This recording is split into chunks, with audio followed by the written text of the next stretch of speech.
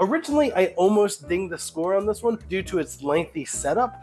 However, the game's just too good. Here we have the table kind of set up for a game of Revive. I really only set up one player board because it takes so long to set up. And as you can tell, this game is quite the table hog. It barely fits on this table. I have played this game with 4 players on this table, and we did have just enough room to squeak through. But be warned, it takes up a lot of space. Revive is kind of a deck builder, kind of an engine builder, kind of a tech tree. It's kind of asymmetrical. It's sort of a race, kind of a point salad game. It's a pretty much everything in the kitchen sink game for 1 to 4 players, taking 90 to 120 minutes. And that's what the box says, and that's fairly accurate. I was surprised at how smoothly a 4-player game of this game did go, but more on that later. After completing the tremendous setup, players will receive their player board, and they will receive a starting hand of 6 cards. They will shuffle those 6 cards and put 3 of them into their hibernation chamber. The other 3 cards will be their hand. And your hand is open information, and actually it should be splayed out on the table for all players to see. Because once you do get familiar with this game, there is a good amount of player interaction. Not so much like complete take that, but like looking and seeing what your opponents are able to do. Review copy provided by Colossal Games. Click that subscribe button. Players will largely be tucking these cards underneath the top or bottom of their player board to gain resources. They will then use those resources to do things such as discover new territories on the map. They will also be using those resources to populate cities that they have discovered on the board, and they can also use resources to build buildings. Be placing these buildings on deserts, hopefully adjacent to these different colored terrain spaces.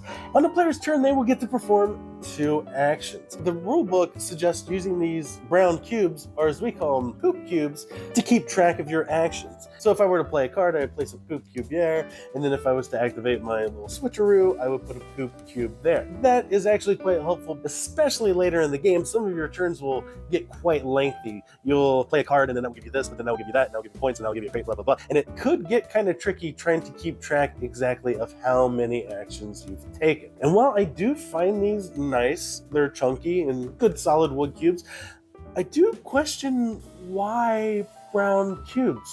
I mean, they're fine, but like, why brown? Why big cubes? It's like they knew somebody who had stocks in brown cubes or something like that, or someone's cousin was like the brown cube guy down in Boise, Idaho. I don't know. Hey, Mitch, yeah, you got any more of them poop cubes? Oh yeah, sure do. Now let's take a closer look at some of those actions. The play a card action. So each card has 2 halves, top half and a bottom half. So when tucking a card, a player chooses to either tuck it on the top, so they would receive the top half, or the bottom, and they would get the bottom half. So if I were to tuck this card here, I would then activate the bottom half, which is a module. So maybe I took this module here, and I want to place it on top of here. And whenever you cover up one of these spaces that has a module with a green check mark, that means you automatically get that benefit. And then say I played another card, then I would tuck this under here.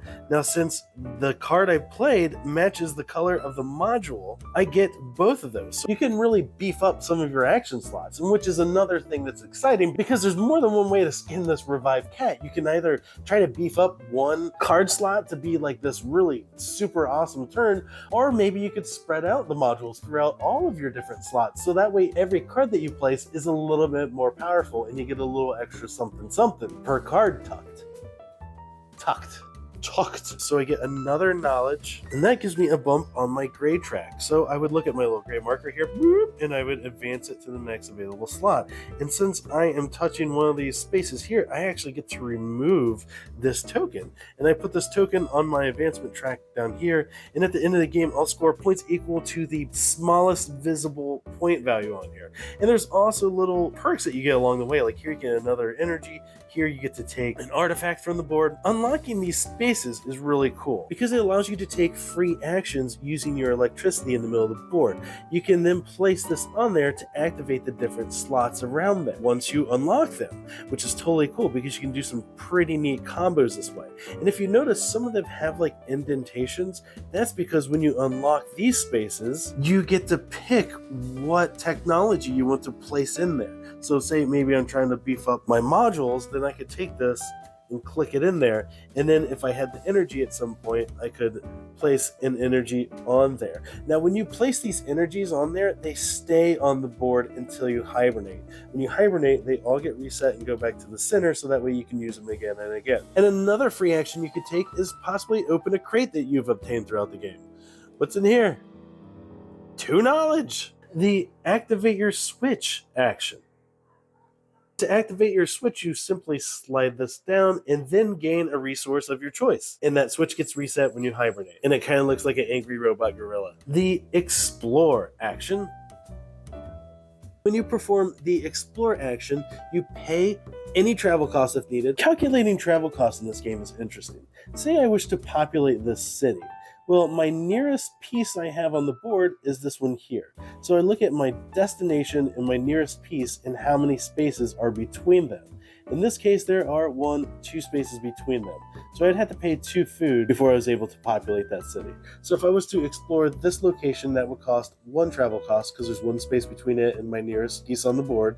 But if I explored this space here, I'm adjacent to it, so there's no additional travel cost. So I would pay 2 food and 2 knowledge, and I would gain 4 points immediately. The blue points are scored immediately in the game, and the purple are in-game points. And then this symbol here means I get to add a card to my hand, which is pretty exciting because some of those cards do some awesome stuff.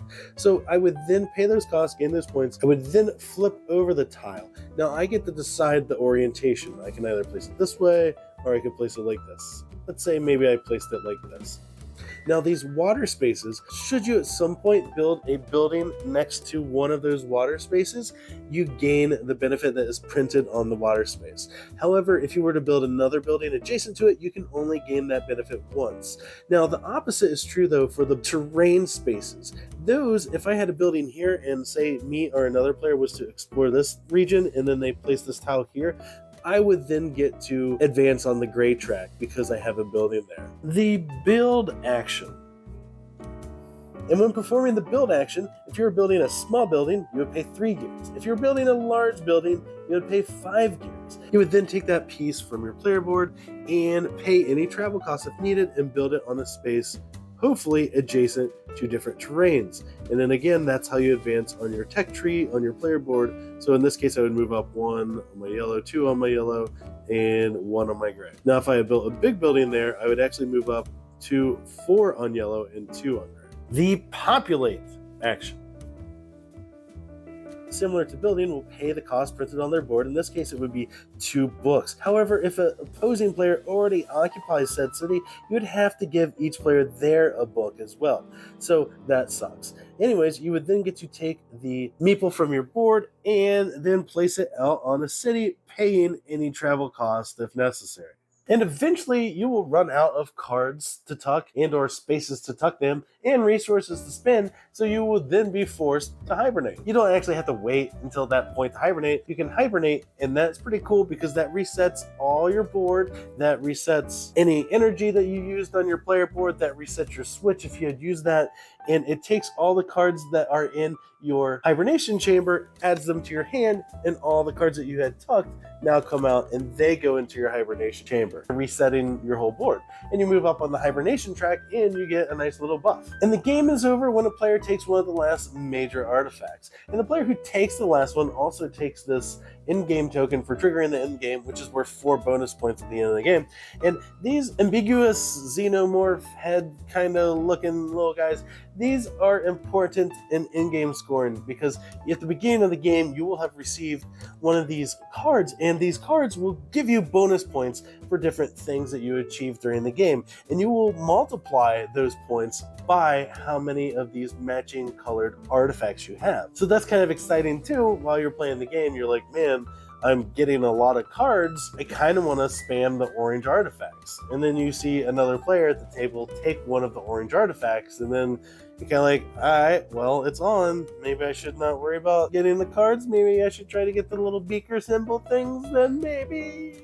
And at the end of the game, players will score the lowest visible points on their progress track, and points on unlocked technologies on their tribe board, and points for each large location that they've populated, and points from your machine track if you unlocked any of the in-game card bonuses. This one giving you 2 points for every gray card that you have that isn't one of the starting cards. Points to the player who triggered the end of the game, points for any minor artifacts that you have. You gain these at the end of the game should the major artifacts run out, so it's kind of like a consolation prize of 2 victory points at the end of the game. And you'll gain 1 point for every 5 leftover resources that you have, and you'll score points for your artifact card that you received at the beginning of the game. For instance, this one, I will gain 1 point for every 2 modules that I have, and that will be multiplied by the number of purple major artifacts I have. And if I had this card, maybe perhaps I would try to get a bunch of crates and a bunch of white major artifacts, so that way I could spam those and try to get a bunch of points. So in short, tuck cards, get resources, explore lands, populate lands, build buildings, get the most points by the end of the game, and win revive. So this game is absolutely amazing. Let's get the things that aren't quite amazing out of the way first though. The first thing is the setup on this game is pretty rough. It takes me about 8 to 10 minutes to set this game up, and that's having played the game quite a lot and recently. It takes forever to shuffle those tiles and lay them out on the board, and for each player to set up their own player board because you got to put all the meeples on there, yada yada yada. And while the game is pretty, I do appreciate the art. I feel like it's kind of like low-key beautiful. When you look at those tiles closely and stuff, they actually are quite nicely illustrated. My only issue with the illustrations though is a lot of them repeat on the cards. There's really only like 3 different artworks on the cards. However, they are nice. Those are the only complaints I have. Everything else about this game is really good. This game is absolutely combo fantastic. There's so many times when you would do something and it just cascades into all these other things, like unlocking stuff on your tech tree, which, you know, is super cool that you get to build your own tech tree and not only choose the way in which you want to advance on it, but also maybe what technologies you are getting from choosing those circles that you place inside your tech tree. It's so cool. And then on top of that, you also have your own player ability, and each one of those players has all kinds of different technologies too. And the game comes with 6 of them, and they're double-sided. So there's like a beginner side, and then there's also an advanced side. And some of the advanced sides have pretty neat abilities. Like one of them can put a target down on a space on the board, and should anyone populate or build on that space, they have to give you 2 of extra resources. And if you build there, you get a discount of 2. So it's really neat. And all of this stuff adds to an insane amount of replayability. I've seen so many different strategies work in this game. I've seen players just rush the end spaces or the spaces far away on the track to get the in-game scoring bonuses. I've seen players just explore all kinds of places and build up a huge deck, because every time you explore a new space, you get the victory points from that, and you get to add a card to your hand. I've totally crushed at the game before by trying to get as many crates as I can, because my in-game scoring card gave me points per crate, and I would just spam whatever color the artifact was that I needed. And the game really does kind of feel like you are exploring, and it kind of has like a sandboxy feel to it. There's just so many different things that you can do. The small buildings versus the big buildings. Do you want to early game put out a bunch of small buildings at a cheaper cost to try to get your tech tree up and moving, or do you want to maybe wait a turn, build a big building so you can get double the movement on your tech tree? And the tech tree, all those pieces stay in place because of the nice thick dual layer player boards, which are totally awesome. Keep all your little pieces from moving around. The only thing that is kind of weird is sliding the cards underneath them. It maybe have been kind of cool if like they were raised up off the table so that way you could slide your cards underneath them a little easier. Anyways, it's not really an issue. But all the wooden pieces are nice, all the meeples, all the little discs that they give you to keep track of your upgrades. And speaking of the meeples that you use on the Hibernation track and the score track, I'm not really sure what that's supposed to be. I think it's like a ghost raising the roof or something. I don't know. The game also comes with a campaign mode, which I'm not really a campaign game type of person, so I wasn't let down by this, but I could see that being maybe misleading. Basically, that comes down to like a deck of cards and some of the characters in a punch board that you aren't supposed to unlock or play with right away. You're supposed to play your first game, actually read one of the cards from this deck for your first game, give you a little bit of story, and then after that, it will start to unlock more available actions and our cards. Well, I don't know if it's really actions, but like for instance, your toggle switch, when you use that toggle switch during your second game, it says that you can activate an opponent's top card, or the top of a card that they have played, and that's cool because that will give you more than just the one resource. However, it does allow the owner of that card to remove that card from their slot and put it into hibernation. So you're getting a little something else, but you could be helping out your opponent. Then again, maybe just wait until they're about ready to hibernate anyways and they don't really have any good moves or cards left to play. But overall, this game is just amazing. It's 100% staying in my collection. I really enjoyed it. I've played it so many times this week, and I still want to play it more. That is Revive, giving this one 5 out of 5 beard strokes, because I was going to give it 4 out of 5 because of the lengthy setup, but it's just worth it. It's just so worth it. It's such an excellent game. And I will say, it plays fantastic at 2 players. And after playing it with 2 players, I didn't even want to try it with 4 players, but I did. Just gave it a whirl, largely because I wanted to say whether or not it was good or not at 4 players in this review, and it actually was still good and very enjoyable. I would say it took us just over 2 hours for a 4-player game. I was the only one that had previously played it. Another player had read the rules, and then the other 2 players knew nothing about it. So take that for what it's worth. I have also played a 3-player game where all players have played the game before, and it was well under 2 hours. It's about an hour and a half. So the game is excellent, doesn't outstay its welcome. 100% check this one out. That's Revive. And no, these little bags don't come with the game. I just enjoy the game so much that I thought it would be nice to have these little bags for drawing some of these tiles out rather than try to shuffle them.